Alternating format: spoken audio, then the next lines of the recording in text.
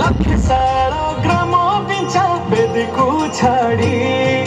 रथारूढ़ हेउची मो तुलसी हरी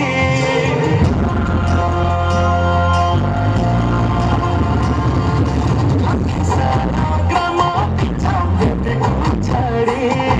रथारूढ़ हेउची मो तुलसी हरी